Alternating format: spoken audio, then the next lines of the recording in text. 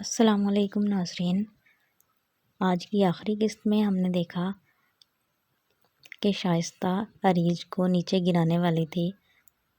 تو عروج بھاگتی ہوئی آتی ہے اور کہتی ہے کہ تمہیں خدا کا واسطہ ہے میری بچی کو نیچے مت گراؤ، لیکن وہ کہتی ہے دور ہٹو مجھ سے، اگر کوئی بھی پاس آئے نا تو میں اسے نیچے گرا دوں گی، اس کے گرنے کی کوئی آواز نہیں آئے گی، یہ روئے گی نہیں، بس نیچے گرتے ہی یہ مر جائے گی۔ لیکن عروج تڑپ اٹھتی ہے اور کہتی ہے کہ تمہیں خدا کا واسطہ ہے میری بچی کو ایسے نہ مارو۔ تو عروج کی ماں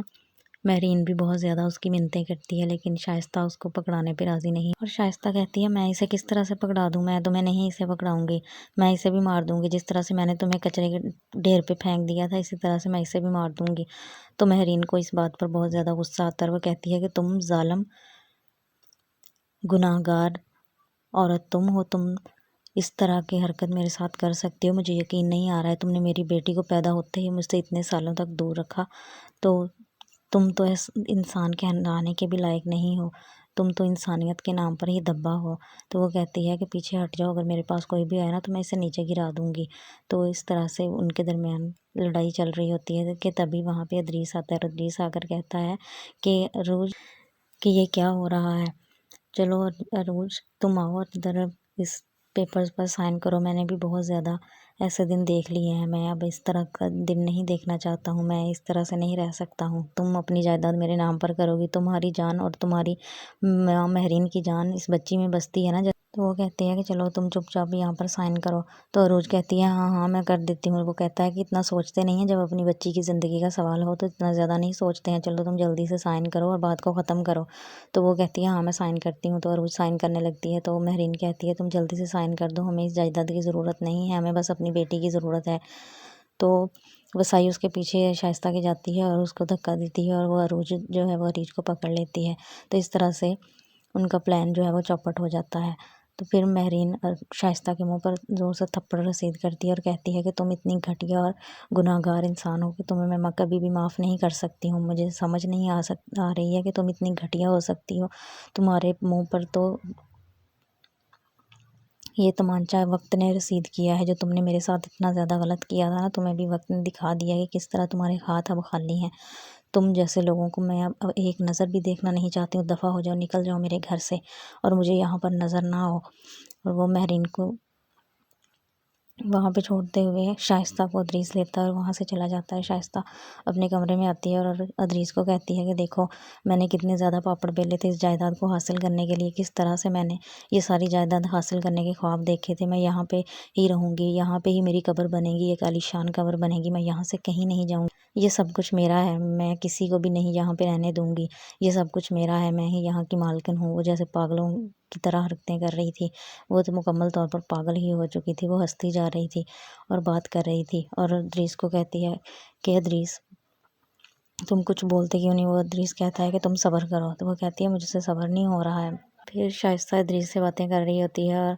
وہی باتیں سلمان سنتا ہے۔ وہ کہتی ہے کہ کس طرح سے میں نے اپنے سلمان کو اس کی گود میں ڈال دیا تھا، جب اس کی بیٹی پیدا ہوئی تھی میں نے کس طرح سے اس کو اس کی ماں سے جدا کر دیا تھا، میں اسے کوڑے کے ڈھیر پر پھینک آئی تھی کہ اسے کوئی جانور کھا لے گا، لیکن اسے کوئی جانور نہیں کھایا، لیکن وہ پھر آ کر میری زندگی میں گرہن لگا دیا اس نے، میں اسے کبھی معاف نہیں کروں گی۔ میں عروج کو پھر میں نے عروج کو اور اس کی بیٹی کو، پہلے عروج کو اور پھر اب اس کی بیٹی کو بھی مارنے کی کوشش کی ہے، لیکن سارے پلان میرے چوپٹ ہو جاتے ہیں، مجھے سمجھ نہیں آتا ہے کہ میرے سارے پلان کیوں چوپٹ ہوتے ہیں۔ میں تو اسے کبھی بھی خوش نہیں دیکھنا چاہتی تھی، لیکن وہ کس طرح سے اس گھر میں آ گئی ہے، میں اسے ہمیشہ سے اس گھر سے نکالنے کی در پہ تھی، لیکن مجھے سمجھ نہیں آ رہا ہے کہ یہ کیا ہو رہا ہے سب کچھ میرے ساتھ۔ میں نے تو اپنے بیٹے تک کی پرواہ نہیں کی ہے، میں نے تو اپنے بیٹے کو بھی مہرین کے حوالے کر دیا تھا، اس کی گود میں ڈال دیا تھا اور اس کی بیٹی کو اس سے جدا کر دیا تھا، صرف اس لیے کہ تاکہ میرے بیٹے کو اس کی ساری جائیداد مل سکے۔ اپنے بیٹے کی جائیداد حاصل کرنے کے لیے ہی میں نے اس کو سے سب کچھ کروایا تھا، لیکن اب میں کیا کروں، میرے پاس کوئی بھی چارہ نہیں ہے کہ میں یہاں سے کہیں نہیں جاؤں گی، یہ سب کچھ میرا ہے، میں یہاں سے کچھ بھی چھوڑ کر نہیں جاؤں گی۔ تو سلمان ایک دم سے دروازہ کھولتا ہے اور اندر آ جاتا ہے، تو شائستہ اور ادریس اس کی طرف دیکھتے ہیں تو شائستہ ابھی بھی گھمنڈی عورت کی طرح کھڑی ہے اور ادریس کہتا ہے کہ سلمان بیٹا کیا ہوا؟ تو سلمان کہتا ہے کہ جب اندھے کو آنکھیں مل جائیں نا تو وہ اس طرح سے ہی دیکھتا ہے، اتنے عرصے بعد جو مجھے آنکھیں ملی ہیں تو میں آپ لوگوں پہ کتنا یقین کرتا رہا ہوں، لیکن آپ تو انسانیت کے نام پر دھبا ہے، مجھے آپ لوگوں کو ماں باپ کہتے ہوئے شرم آتی ہے۔ آپ لوگوں نے میری بیٹی کو، پہلے میری بیوی کو، پھر میری بیٹی کو مارنے کی کوشش کی ہے، میری بیٹی میں میری جان بستی ہے۔ شائستہ کہتی ہے میری بلا سے، تو وہ کہتا ہے کہ آپ لوگوں نے گناہ کیا ہے، جرم کیا ہے نا، تو جرم کی سزا تو ملے گی ہی۔ وہ اپنا پسٹل نکالتا ہے اور ان پر تان لیتا ہے، لیکن مہرین بھاگتی ہوئی آتی ہے اور اسے کہتی ہے کہ بیٹا نہیں، تم ان کے گندے خون سے اپنے ہاتھ نہیں رنگو گے، میں تمہاری ماں ہوں، میں تمہیں سمجھا رہی ہوں، میں تم سے بہت زیادہ پیار کرتی ہوں، تم اپنے ہاتھوں کو گندا نہیں کرو گے، تم انہیں قانون کی گرفت میں دو تاکہ ان کے ہوش ٹھکانے آئیں۔ سلمان پولیس کو فون کرتا ہے، پھر باہر چلا جاتا ہے۔ پھر شائستہ جو ہے وہ بہت ہی زیادہ ہنستی ہے، اور اتنا زیادہ ہنستی ہے کہ نیچے بیٹھتی ہے، پھر بیٹھ کر کہتی ہے کہ اب تمہیں پتہ ہے کہ کیا ہوگا؟ اب یہ ہوگا کہ ہم لوگ جیل میں چلے جائیں گے۔ اور بہت زیادہ ہنستی ہے، پاگل ہو جاتی ہے ہنستے ہوئے، اور لگاتار ہنستی ہی چلی جاتی ہے۔ پھر سلمان اپنی ماں مہرین کے کمرے میں آتا ہے اور ان سے کہتا ہے کہ ماں مجھے معاف کر دے، میں نے آپ کا بہت زیادہ دل دکھایا ہے۔ تو اس کی ماں کہتی ہے کہ بیٹا تم میرے بیٹے ہی رہو گے، تم چاہے اپنی ماں کے ساتھ جیسا بھی کر لو، لیکن ماں پھر تو ماں ہی ہوتی ہے نا، میں تمہیں کبھی نہیں کہوں گی کہ تم مجھ سے معافی مانگو، لیکن میں نے تمہیں معاف کیا ہے کہ بیٹا تم عروج سے معافی مانگو، تم نے عروج کا بہت زیادہ دل دکھایا ہے۔ پھر وہ کہتا ہے کہ میں اسے دیکھتا ہوں جا کر، لیکن عروج اسی ٹائم کمرے میں آتی ہے۔ وہ کہتا ہے کہ عروج مجھے معاف کر دو، وہ ہاتھ جوڑتا ہے اس کے آگے، لیکن نہیں بولتی ہے۔ وہ کہتی ہے کہ مجھے اس طرح کی معافی کی ضرورت نہیں ہے، لیکن مہرین کہتی ہے کہ عروج تم اسے معاف کر دو، یہ بہت زیادہ پشیمان ہے۔ تو وہ کہتی ہے کہ میں اب اس کی پشیمانی کا کیا کروں گی، مجھے اب اس سے کوئی امید نہیں ہے۔ تو سلمان کہتا ہے واقعی تمہیں مجھ سے کوئی امید ہونی بھی نہیں چاہیے، میں نے تمہارا بہت دل دکھایا ہے، ٹھیک ہے تم مجھے معاف نہ کرو، میں ایسے ہی چلا جاتا ہوں۔ لیکن پھر مہرین اسے آواز دیتی ہے اور روکتی ہے اور کہتی ہے کہ عروج بیٹا تم اس طرح سے نہ کرو، تم اسے معاف کر دو، میں نے اس کی آنکھوں میں شرمندگی دیکھی ہے، یہ بہت زیادہ شرمندہ ہے اپنی غلطی پر۔ لیکن عروج کہتی ہے میں اس کا کیسے یقین کر لوں؟ تو وہ کہتی ہے کہ ماں سے زیادہ یقین